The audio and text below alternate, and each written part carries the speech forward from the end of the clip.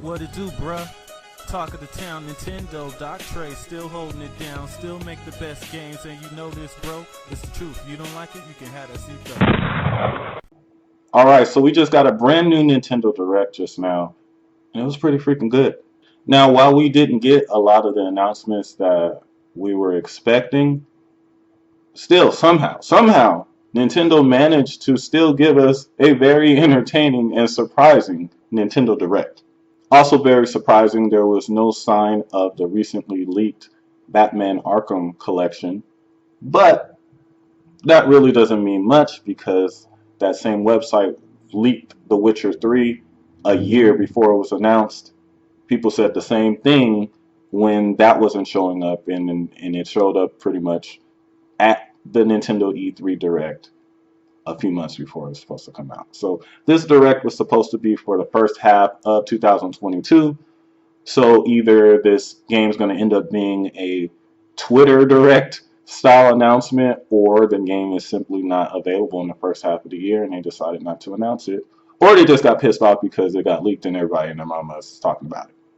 And honestly, the only real game that kind of got leaked ahead of time was Xenoblade 3, and that was a lot of leaks and also speculation, but that's what ended up getting shown as the final game. But a lot of what they showed in the Direct was a complete surprise.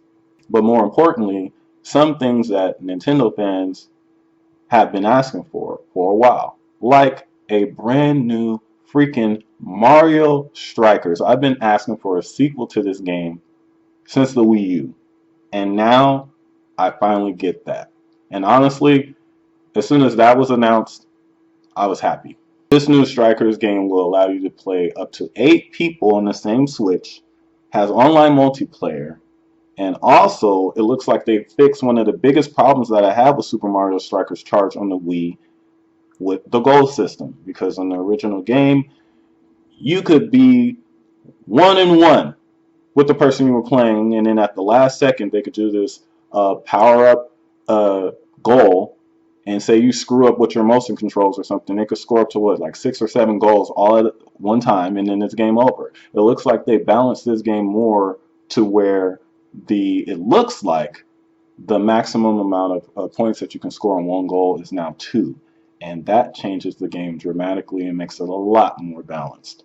Also, one of the highlights of the show was Mario Kart 8 DLC. And this isn't just normal DLC.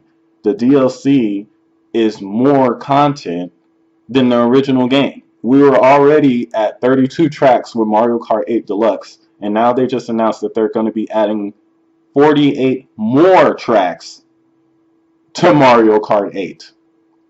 So essentially, this is pretty much the newer Mario Party game that we got, but not full price. The new Mario Party that came out is a remastered version of the older stages, popular stages with added online, full price. This is a remaster of popular stages with online, and it's not full price. $24, or if you're a member of the Sega Genesis and N64 tier Nintendo Switch Online, it's free. So it's actually a win-win. The new Kirby game that they showed actually looks really good. It's probably the first Kirby game I've probably ever been excited for in life, because it just looks that good. Like most Kirby games, they don't really excite me, but this one looks very good. It looks very good, looks very fun, and it looks like it has a lot of content. That's one thing that to me was lacking from these Kirby games. They just didn't seem like they were up to snuff when it comes to gameplay variety and things like that. This game looks better. And then we also have the Fire Emblem Dynasty Warriors style game. Looks pretty decent.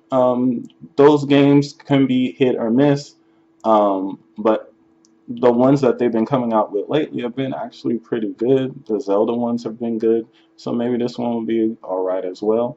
Who knows? I wasn't really that hyped for it, but it doesn't look that bad. I mean, maybe I'll check it out. And then we have freaking Nintendo Switch Sports Online, aka Wii Sports HD, plus more content and online and much better graphics. So I think this is the first time, one of the first times where we I think this is the first time where Wii Sports graphics didn't look like absolute trash. Actually looks decent. Has online. Um, I mean, Wii Sports. It's Wii Sports. Oh, excuse me, Nintendo Switch Sports. But it looks good.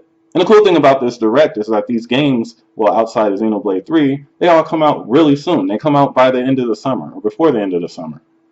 So then we already have more games that we already know about that are coming out this year, along with surprise games that we know nothing about that are coming out this year. So, all in all, I really enjoyed this Direct, probably because there was quite a few surprises in it. Some random port announcements here, like No Man's Sky for the Switch finally getting announced. I thought it was a cool Direct. Now, if this was a Direct that was supposed to cover the entire 2022, yeah, I'd be disappointed, but it's not. This is just the first half of the year. There's more games even coming out besides those before the end of the summer, and plus we got all those other games. So I mean, if you're disappointed with it, I mean it's kind of like your fault because that was actually a very good Direct, and we got strikers. So have that seat. Let me know what you guys think in the comments section later.